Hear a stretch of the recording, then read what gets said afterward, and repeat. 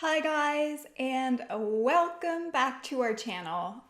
My name is Cath Anne, and this is the Homework Help Show, hosted by Homework Help Global. Here on the show, we provide you with valuable content for your academic and student life. Let's jump in.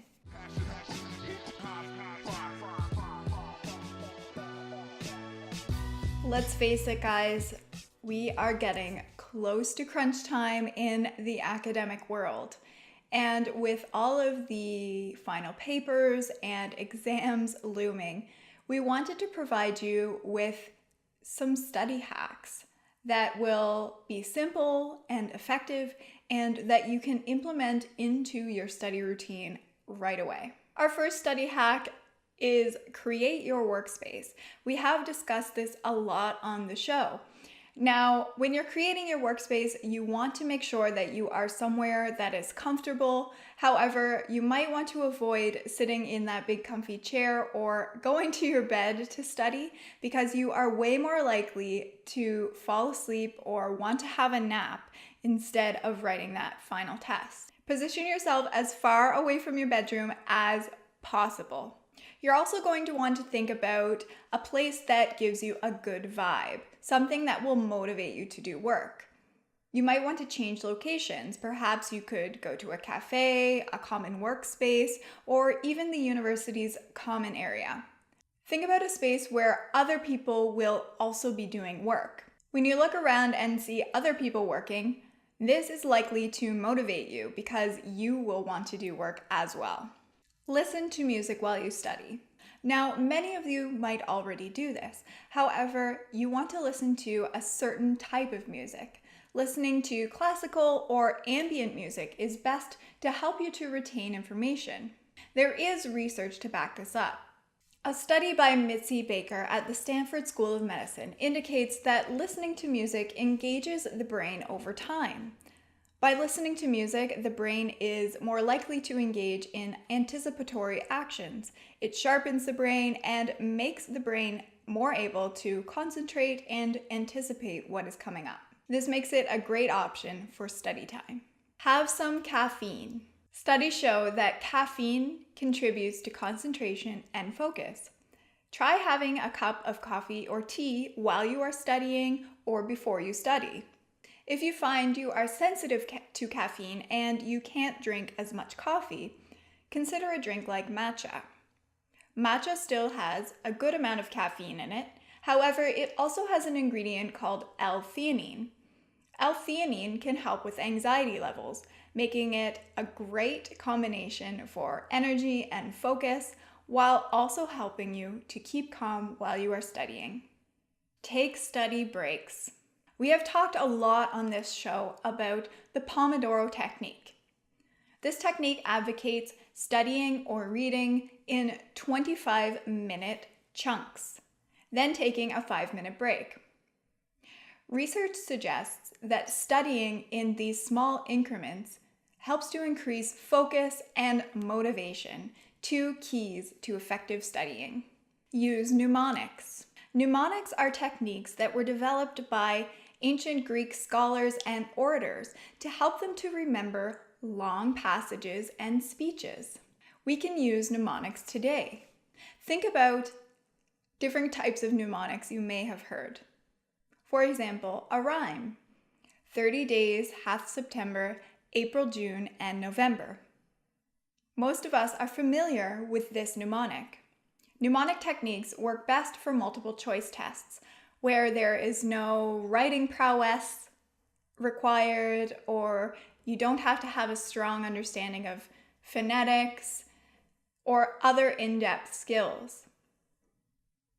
They can help you to remember information and regurgitate it on your test. Mnemonics help us to encode information into our long-term memory, and this can happen almost effortlessly with the use of mnemonics. Another very famous mnemonic is, in 1492, Columbus sailed the ocean blue. Finally, we have another funny mnemonic device.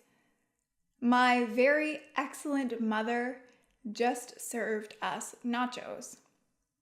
This helps us to remember the pattern of the planets: Mercury, Venus, Earth, Mars, Jupiter, Saturn, Uranus, Neptune. Read out loud. Have you ever read a passage of a book only to go back and realize you don't remember a word of what you read? This is because you were reading passively. Try reading out loud, because this is an active process and it will help you to retain information over time as you are fully engaging with the material. Record your lessons. If your professor permits, bring your phone to class and use your recorder to record your lesson. This way you can listen to your lessons on your own time and review the information that occurred in class. The best time to review your lessons is at least 24 hours after the original class. This is the time that you will best be able to retain information. Smell essential oils.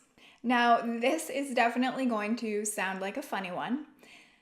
However, the sense of smell is a strong trigger for memory.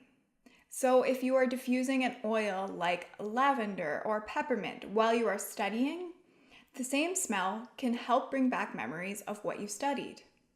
Before your test, mix an essential oil with a carrier oil and just put some on your wrist. Smell it throughout the test, and that will help you bring back the memories of information that you studied while diffusing that oil. Use the Corazon Method. This is another thing we have talked about a lot on the show. When you are working through a problem and you encounter new information that is giving you some difficulty, spend some time working through it. If you find you are stuck on a problem, spend at least 15 minutes working through it before going to your professor. In this way, you can narrow down where specifically you are getting stuck, which is going to help you to retain more information, and it is also going to save you time and the professor time. One of the best things to do when you are studying is to teach a friend or classmate. When you do this, it forces you to become more familiar with the material. In turn, you will learn more and become more comfortable with the material, which will prepare you for exam time. One of the best ways to prepare for an exam is to do an online quiz or an online exam. It is easy to find these exams on Google. Simply type into the Google search site:/edu blank exam, whatever kind of exam you're looking for. So for example, type in site:/edu sociology exam, and you will come up with a list of various sociology exams that you can use to prepare for your real exam. Okay, so that's it for me this week, guys. I hope these 11 study hacks have been super helpful. Let us know in the comments below if you found any of these hacks helpful, and let us know if you do have any of your own hacks that you like to implement into your study routine. If you're looking to connect with us on any of our social media platforms, all of our information is linked and listed in the description box below. If you liked this video, make sure to give it a thumbs up and subscribe to our channel so you don't miss out on any of our content. Thanks for joining me this week, guys. Good luck on your exams and your final papers. All the best, and take care.